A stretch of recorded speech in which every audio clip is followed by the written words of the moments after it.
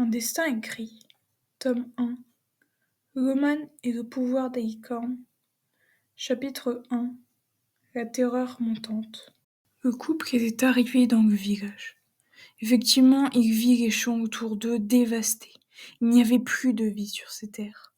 Ils pensèrent à la chance qu'avaient eu les licornes sur place de ne pas avoir été réduites à néant.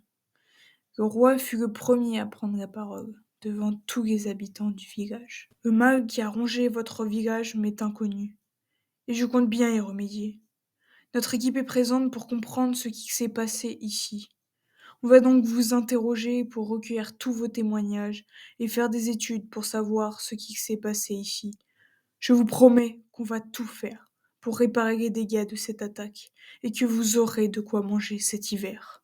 Tout le monde applaudit à l'entente de ce discours rempli de promesses, mais certains doutaient de ce qu'il allait trouver ici, notamment la reine qui n'avait aucune certitude de leur utilité là, et doute à cause de l'ampleur des dégâts. Le couple installa une tente de fortune avec leur escorte à l'écart du village pour s'y établir pendant quelques jours durant l'enquête. La reine profita d'être seule avec le roi pour s'entretenir avec lui. Elle lui demanda alors: Es-tu sûr qu'on va trouver quelque chose? Car moi, tout ce que je vois, c'est un village dévasté par une force surnaturelle. Ne t'inquiète pas, on va trouver ce qui s'est passé. Réduire cette chose à néant, comme on le fait à chaque fois, ensemble, répondit le roi d'une voix douce pour apaiser sa femme. La reine restait inquiète et ne réussissait pas à se calmer. Le soir, elle ne put dormir. Elle alla donc faire un tour dans la forêt, mais soudain, une ombre lointaine apparut devant elle, alors qu'elle n'était qu'à la lisière du village. Cette ombre avança rapidement sur la reine, et prit peur, et s'enfuit à triple galop vers les tentes. Mais cette ombre se révéla être un jeune garçon du village, qui n'arrivait plus à dormir depuis l'attaque. Il raconta alors à la reine la raison de sa présence, et lui raconta ce qu'il avait vu. Je travaillais dans le champ de mes parents, la tête baissée, concentrée sur ce que je faisais, quand, tout à coup, la nuit s'abattit sur le village. Je vis alors le nuage qui arriva directement sur moi. J'étais trop loin d'un endroit sûr pour me mettre à l'abri, alors je m'allongeai à terre pour être le plus bas possible. Soudain, un vent violent me frappa si fort que je ne pouvais plus lever la tête, et je pus sentir tout le travail de mes parents s'envoler avec ce nuage noir. Quand je pus enfin lever la tête, le soleil avait refait son apparition, et le nuage était parti en direction du nord.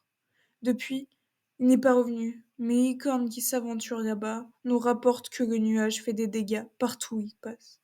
Ils nous ont déjà rapporté qu'au nord, il n'y avait présence d'aucune vie. Alors, ce nuage est une vraie menace? Mais il pourrait envahir tout le royaume? S'interrogea la reine. Il le peut, et ce qui s'est passé ici n'est que le commencement sur ce qui nous attend dans les prochaines semaines ou les prochains mois, répondit la jeune licorne. Nous sommes alors tous en danger? S'exclama la reine avec une voix reflétant sa terreur montante, réalisant que cette menace était très dangereuse. Je vais tout de suite en informer le roi. La reine galopa ainsi vers les tentes, la peur au ventre tellement que cette nouvelle la terrifiait. Arrivée dans la tente, elle réveilla le roi en panique, qui s'exclama, la voix encore enrouée. Qu'est-ce qui se passe? Pourquoi es-tu si paniqué? Ce nuage est une menace tellement plus grande que ce que l'on pensait, s'exclama d'une voix paniquée guerrière. Pourquoi tu dis ça? Nous allons déterminer sa cause, nous allons l'éliminer, répondit calmement Ono. Tu ne comprends pas. Cette chose détruit tout sur son passage et va détruire notre royaume comme il l'a fait au nord, rétorqua-t-elle paniquée. Arrête de paniquer.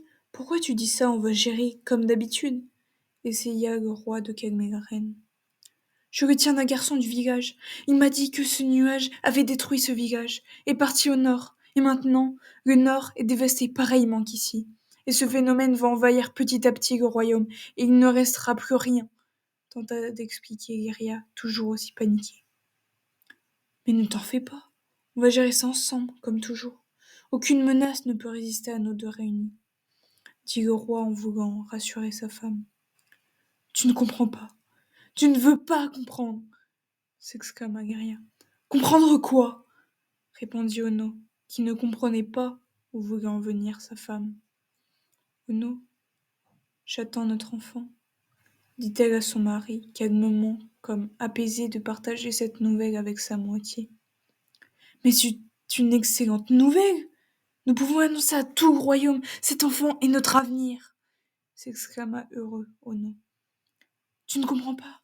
Comment peut-on accueillir notre enfant alors que cette chose nous menace? S'inquiéta toujours Guerilla. Le roi, qui comprenait enfin pourquoi sa reine paniquait tant vis-à-vis de cette menace, était encore plus déterminé à anéantir ce nuage et faire en sorte qu'il ne cause plus de problèmes. Après quelques jours d'enquête, le couple et son escorte n'avaient plus rien à faire dans le village. Alors que Guerilla commençait à fatiguer de s'inquiéter autant pour l'avenir, le roi décida qu'il était temps de rentrer. L'attente de rentrer chez soi fut longue, même très longue pour certains. Les longs jours de marche épuisa la reine, et il était temps qu'ils arrivent. Après 10 jours de marche, ils furent arrivés au château. La reine était exténuée par les 3 dernières semaines et commença à vraiment sentir sa grossesse, au niveau physique et psychologique. Elle était très souvent à fleur de peau. Les jours d'après, le roi l'éloigna de la cour pour qu'elle se repose et s'occupa de l'affaire qui inquiétait la reine. Le conseil le baptisa le néant, en raison du vide qu'il laissait après son passage, où il n'y avait plus rien.